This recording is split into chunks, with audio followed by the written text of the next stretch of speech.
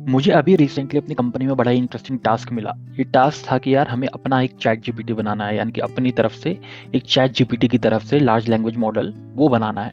लेकिन जो time duration था बहुत कम था, और स्पेसिफिकली हमारी कंपनी में क्या है कि हम कोडिंग के लिए हम चैट जीपीटी का यूज़ नहीं कर पाते हैं। इस वजह से कई बार ना कोडिंग में बहुत ज़्यादा प्रॉब्लम हो जाती है। अक्सर आप जब कोडिंग करते होंगे तो आप चैट जीपीटी की मदद लेते होंगे, लेकिन हमारी कंपनी में क्योंकि चैट जीपीटी को आप एक्सेस नहीं कर सकते हैं, ओपन एआई को एक्सेस नहीं कर सकते हैं, तो ये बहुत ज़्यादा डिफिकल्ट था। तो इसका एक सोल्यूशन हमारे पास ये था कि हम अपनी तरफ से अपना कोई एक ऐसा चैटबॉट बनाएं जो कि कोडिंग के लिए यूजफुल हो। तो आज इस वीडियो में हम जानेंगे और देखेंगे हम किस हिसाब से अपने खुद का एक चैटबॉट बना सकते हैं जो कि कोडिंग के लिए होगा। और इस ये जो प्रोजेक्ट होने वाला है ये पूरी तरीके से एक कंपनी के अंदर यूज हो रहा है, और वो सेम कोड मैं आपको दिखाने वाला हूँ आज।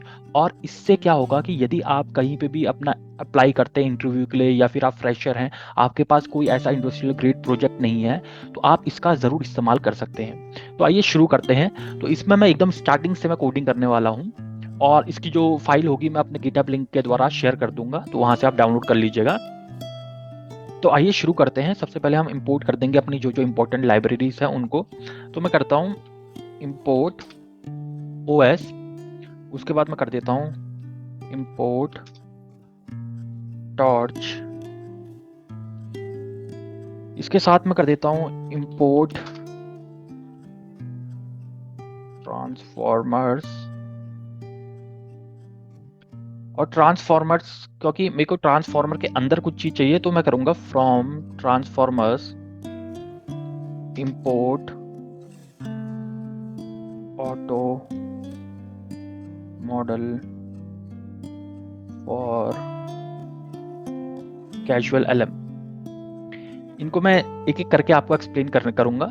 एक बार मैं एक पूरी तरह से टाइप कर देता हूँ, क्योंकि इसमें जो मेन काम रहेगा ना, हमारा हमारा मेन काम वही रहेगा यार, कि आपको ज़्यादा से ज़्यादा आपको लाइब्रेरीज का यूज़ करना है, और लाइब्रेरीज के थ्रू आप एक पाइपलाइन बिल्ड करेंगे, और उसके ऊपर आप कोई एक एलएलएम यूज़ करेंगे, और उसके थ्रू आप एक चैटबॉट बनाएंगे। तो मैं पाइपलाइन भी इंपोर्ट कर देता हूँ, और पाइपलाइन के साथ साथ, क्योंकि अभी मैं जो करंटली यूज़ कर रहा हूँ वो अपना ये गूगल कोलैब यूज़ कर रहा हूँ, तो गूगल कोलैब के लिए मैं bits and bytes config use करूँगा। बिट्स एंड बाइट कॉन्फ़िग, और उसके बाद मैं यूज़ करूँगा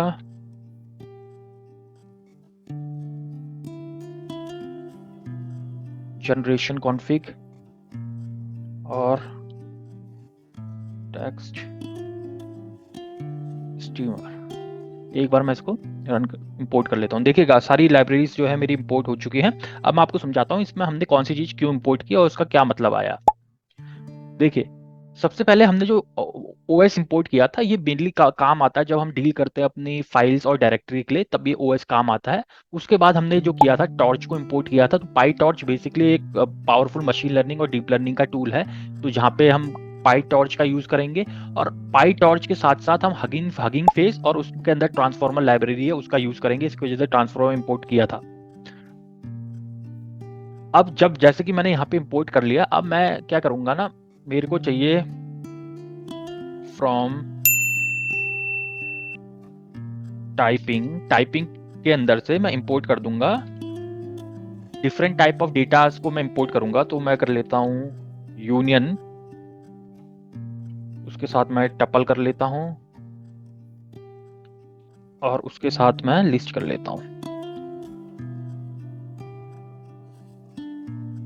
अपनी तरफ से एक क्या करने वाला हूँ कि एक फंक्शन लिखने वाला हूँ जहाँ पे मैं हगिंग फेस के जो भी मॉडल होगा उसको मैं अपने फंक्शन में ले लूंगा, और उसमें मैं डिफाइन करूंगा कि मेरा प्री ट्रेन मॉडल क्या करेगा और ये सारी चीजें क्या करेंगी, कहाँ कहाँ पे हमारे जो क्वांटाइजेशन कॉन्फ़िग है ये सारी चीजें यूज होने वाली हैं। तो बेसिकली जो ऊपर वाले कोड में बिट्स एंड बाइट कॉन्फ़िग है, जनरेशन कॉन्फ़िग है, ये हमारे कॉन्फ़िगरेशन के यूज हो रही है। बिट्स एंड बाइट हम मेनली तब यूज करते हैं जब हमारे पास कोई ऐसा सिस्टम हो जहाँ पे हम क्योंकि आपको पता होगा कि जो ट्रांसफार्मर का डेटा होता है वो बहुत ही लंबे लंबे बिट्स में आता है, तो वो स्मॉलर उसको भाग में तोड़ता है। ठीक है, तो बैचेस में परफॉर्म कराता है। इस वजह से हमारा जो सिस्टम होता है, अगर उसकी कैपेबिलिटी कम भी हो तब भी हम काम कर सकते हैं उसके ऊपर। तो मैं एक फंक्शन लिख लेता हूँ, और इस फंक्शन को मैं नाम देता हूँ इनिशिएट हगिंग फेस मॉडल। ठीक है, अब इसके अंदर मेरे को कुछ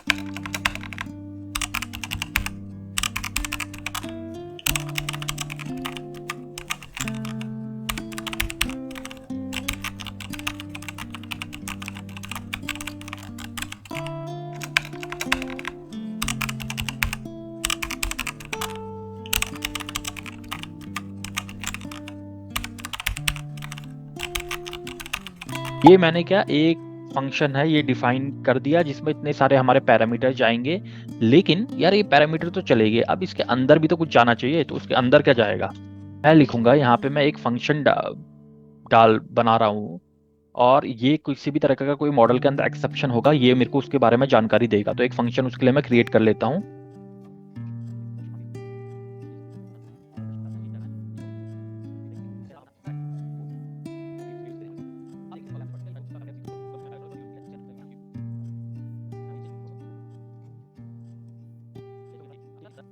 अपना मॉडल को कॉल करता हूँ, मॉडल इक्वल्स टू, मॉडल कौन सा है मेरा, ये है। अब मैं यहां से ना कोई प्री ट्रेन मॉडल लूंगा,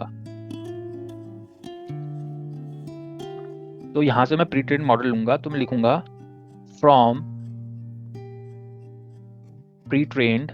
अब मेरे को इस प्री ट्रेन्ड मॉडल के अंदर मॉडल का नाम डालना पड़ेगा, फिलहाल मैं मॉडल का नाम मॉडल नेम ही डाल देता हूँ। ठीक है, क्वांटाइजेशन कॉन्फ़िग के अंदर मैं डाल देता हूँ क्वांटाइजेशन कॉन्फ़िग ही, डिवाइस मैप के अंदर मैं डाल देता हूँ डिवाइस मैप ही। ये सारी चीजें ना मैं एक एक बार इसके अंदर बाय डिफॉल्ट डाल रहा हूँ, क्योंकि ये मैं सारी चीजें एक जगह डिफाइन करने वाला हूँ। Comma use cache equals to use cache, क्योंकि मैंने यहाँ पे देखिए हर एक की ना वैल्यू दे रखी है एक्सेप्ट हमारा जो मॉडल है उसका नेम के अलावा, बाकी सारी चीज की मैंने वैल्यू ऑलरेडी दे रखी है, तो मैं उनको एज इट इज यूज करने वाला हूँ। इसके बाद हमारा trust remote code equals to trust remote code.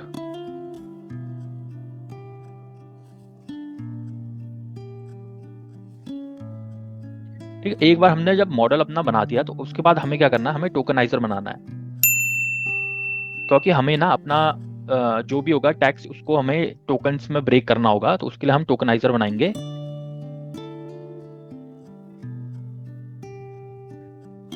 तो मैं टोकनाइजर डिफाइन कर देता हूँ। अब मैं कौन सा टोकनाइजर इसमें यूज करने वाला हूँ, तो मैंने ऑटो टोकनाइजर ऑलरेडी मैंने इंपोर्ट कर रखा है, तो मैं उसको यूज करूंगा, और उसके अंदर मैं प्री ट्रेन मॉडल यूज करने वाला हूँ।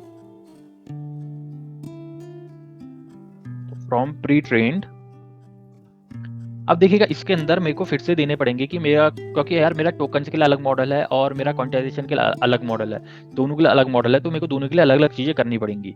ठीक है, तो इसके अंदर मैं सिंपल मॉडल नेम डाल देता हूँ कि इसको मॉडल नेम जो होगा वो यहाँ पे मिल जाएगा, और दूसरा ट्रस्ट रिमोट कोड इसको मैं ये भी दे देता हूँ जो कि होगा ट्रस्ट रिमोट कोड।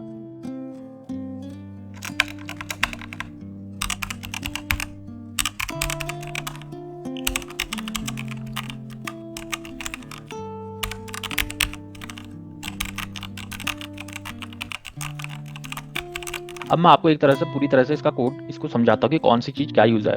देखिए पैरामीटर के अंदर हमने मॉडल दिया, मॉडल का नाम दिया, तो मॉडल क्या करता है, हमारा नेम आइडेंटिफाई करता है कि हमारा जो प्री ट्रेन मॉडल है उसका नाम क्या होना चाहिए। क्वांटाइजेशन कॉन्फ़िग हमारा क्या करता है, वो स्पेसिफाई करता है कि यदि आपने कोई कॉन्फ़िगरेशन प्रोवाइड की है या नहीं। डिवाइस मैप हमारा जो मॉडल होता है उसका वेट डिफाइन करता है, और यूज कैशे ये हमारा जो लोकल कैशे होता है मॉडल का, उससे कैशे मेमोरी रिट्रीव करने के लिए होता है। ट्रस्ट रिमोट कोड जैसे मैंने आपको पहले भी बताया कि ये हमारा जो लोड करता है मॉडल और टोकनाइजर को, लेकिन रिमोट पोजीशन से, रिमोट से, यानी कि जैसे हम हगिंग फेस से ये सारी चीजें ले रहे हैं तो वहां से। पैड टोकन्स, तो टोकन हमारे जो पैडिंग सीक्वेंस के लिए यूज होते हैं उसके लिए होता है, और किस साइड में हमारी पैडिंग होगी, वो होगी हमारे लेफ्ट साइड में जो हमने डिफॉल्ट दे रखी थी। अच्छा, इसके अलावा हमने क्या यूज किया था, क्वांटाइजेशन कॉन्फ़िग। ठीक है, तो हमने देखना है कि हमारे डिफॉल्ट कौन सी क्वांटाइजेशन कॉन्फ़िग हमने प्रोवाइड की है या नहीं है। ठीक है, तो ये हमारा सेम चीज हो गया, और उसके बाद क्या कर रहे हैं, मॉडल और टोकनाइजर को लोड कर रहे हैं, क्योंकि वो हगिंग फेस का जो कैजुअल लैंग्वेज मॉडल है वो हमारे स्पेसिफिक पैरामीटर के साथ उठाएगा और लोड करेगा टोकनाइजर को। तो ये हो गया हमारा कोड का एक्सप्लेनेशन। ठीक है, अब हमने कोड बना दिया। देखिए इसके बाद ना थोड़ा रास्ता क्या होता है, आसान हो जाता है। अब हमें केवल अपना क्या देना है, मॉडल और टोकन देना है। ठीक है, मॉडल और टोकन दो इनपुट देने हैं। इसके अलावा हमारे पास सारी चीजें हैं। ठीक, अब देखिए मैं कौन सा मॉडल यूज करने वाला हूँ, कौन सा टोकन यूज करने वाला हूँ, ये मैं यहाँ पे डिफाइन करूंगा। तो देखिए हमारा जो मॉडल होने वाला है वो मैं यूज करूंगा, आपको एक बार दिखा देता हूं। तो ये वाला मॉडल हम यूज करने वाले हैं। ठीक है, डेकी कोडर 6B, तो 6 बिलियन पैरामीटर हैं, ये वाला मॉडल हम यूज करने वाले हैं। आपको इसकी अगर आप ये सेम आप लिख देंगे हगिंग फेस में, आपको मिल जाएगा। तो काफी अच्छा मॉडल है, छोटा मॉडल है लेकिन अच्छा मॉडल है जो हमारे यूज केस है उसके हिसाब से। ठीक है, तो मैं यहाँ पे अपना मॉडल का नाम दे देता हूँ। ठीक है, और जैसा मैंने आपको बताया कि ट्रस्ट रिमोट कोड मैं दूंगा ट्रू, क्योंकि मैं यहाँ से हगिंग फेस से मॉडल ले रहा हूँ। अब मैं इसको एक बार मॉडल और टोकनाइजर मैंने दोनों चीज दे दी हैं इसे, दोनों मॉडल और टोकनाइजर दोनों चीज मैंने इसको दे दी हैं। अब ये रन होने में थोड़ा टाइम लगाएगा। देखिए अब ये क्या कर रहा है ना, लोड पूरा मॉडल डाउनलोड करने वाला है। तो ये स्ट्रीमर नाम से अपना एक वेरिएबल बनाता हूं जिसके अंदर मैं अपना टेक्स्ट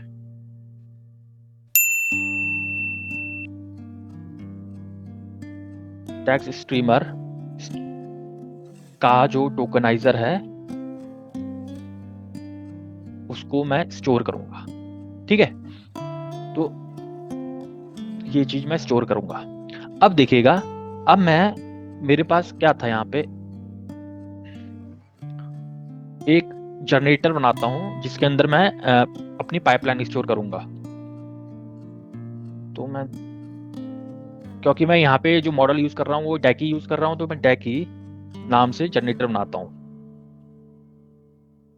डेकी जनरेटर। और इसके अंदर मेरे को इसकी पूरी पाइपलाइन चाहिए जिसके अंदर मैं अपने जो भी कॉन्फ़िग होगी मॉडल की, जो भी रिलेटेड उसके पैरामीटर्स होंगे वो सारे डिफाइन करूंगा।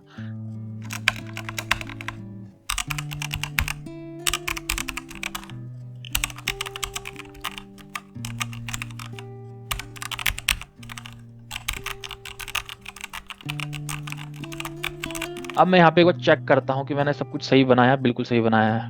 ठीक, अब देखिएगा एक बार ना मैंने अपना ये सारा स्ट्रीमर बना दिया। इसके बाद ना मेरे को कुछ नहीं करना, मैं सीधा से एक जनरेट टेक्स्ट नाम से जनरेट कर देता हूँ, एक फंक्शन बना देता हूँ जो कि हमारा जनरेट करेगा टेक्स्ट। ठीक है, अब इसके अंदर क्या क्या पैरामीटर देने पड़ेंगे, तो मेरे को देना है पाइपलाइन और प्रॉम्प्ट, केवल दो पैरामीटर,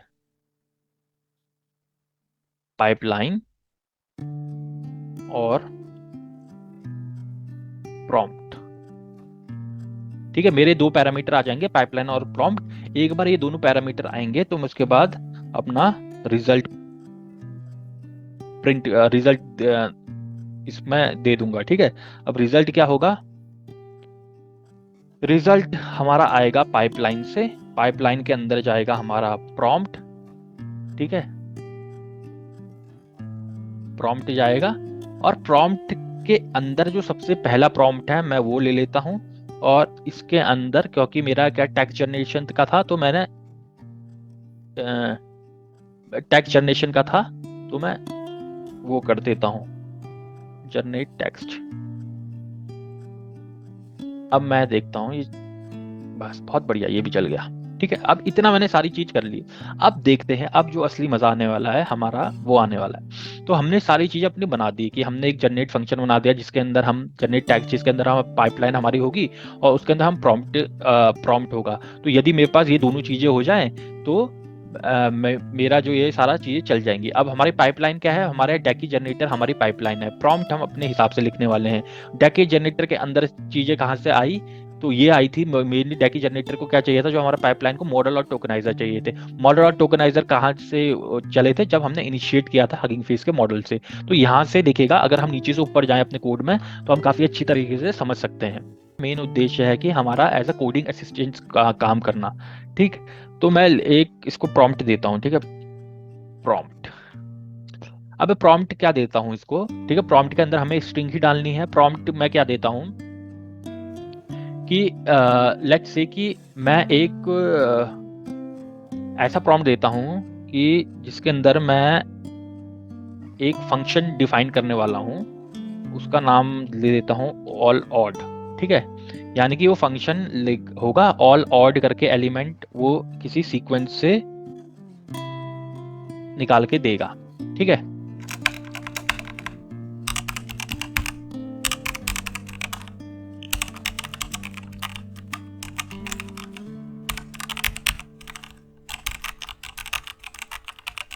अब देखिए हमारे पास एक बार ये जनरेट होके आ गया है, तो मुझे क्या करना है, मैं कुछ नहीं करता, मैं इसको यहाँ से एंड ऑफ टेक्स्ट से पहले का कॉपी कर देता हूँ और इसको एक बार देखता हूँ कि यार ये सही बना भी है या फिर ये ऐसे ही बना के दे दिया कुछ। ये यहाँ से कॉपी करना था।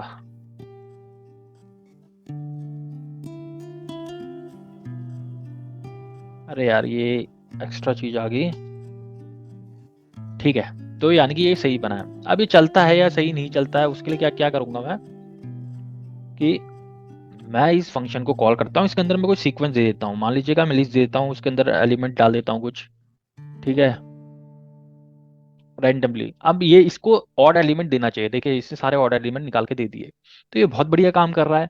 अब देखिएगा इसके अलावा भी अगर मैं कुछ और करना चाहूँ तो वो कर सकता हूँ या नहीं, ठीक है। तो मैं लिख देता हूँ एक prompt, prompt write a function to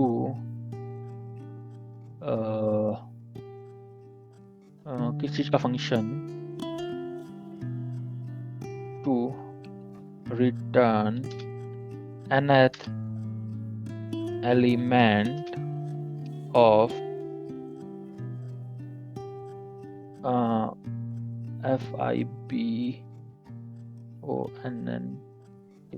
Fibonacci series.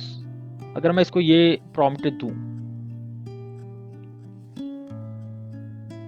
ये प्रॉम्प्ट दूं और इसको मैं फिर से कॉल करूं, ठीक है, ये प्रॉम्प्ट चेंज हो गया। अब मैं इसको फिर से कॉल करता हूं, अब देखिए चल रहा है, ठीक है। अब मैंने उससे सिर्फ कहा कि भैया तू ये ऐसा करके राइट कर दे एक, और ये प्रिंट कर देगा फिबोनाची सीरीज का, ठीक है, nth एलिमेंट, ठीक है। तो यहाँ पे देखिएगा एक एक करके स्टेप करके ये सारी चीजें हमें दर्शा रहा है, सारी चीजें दे रहा है, ठीक है, ये हो गया। लेकिन ये बहुत अच्छा प्रोजेक्ट साबित हो सकता है जब आप इसको as a code helper use करें। तो मैं इसी आशा के साथ आपको ये पूरा कोड दे दूंगा कि आप इसके ऊपर और कोई अदर मॉडल भी ट्राई करके देखिए। आपको कुछ नहीं करना, यहाँ से जाके ये मॉडल का नेम चेंज कर देना है और कोई और मॉडल से ट्राई करना है। अभी तक इसने जो भी मेरा टास्क था कोडिंग का वो बहुत अच्छी तरह करके दिखाया है। लेकिन अगर आपके पास कोई अच्छा मॉडल हो तो कमेंट बॉक्स में कमेंट करके ज़रूर बताइएगा। आपको आज का वीडियो लेक्चर कैसा लगा ये ज़रूर बताइएगा, और यदि कोई शिकायत या सुझाव हो तो हमें कमेंट करना ना भूलिए। डेटा साइंस वाले को अपना कीमती समय देने के लिए बहुत बहुत धन्यवाद।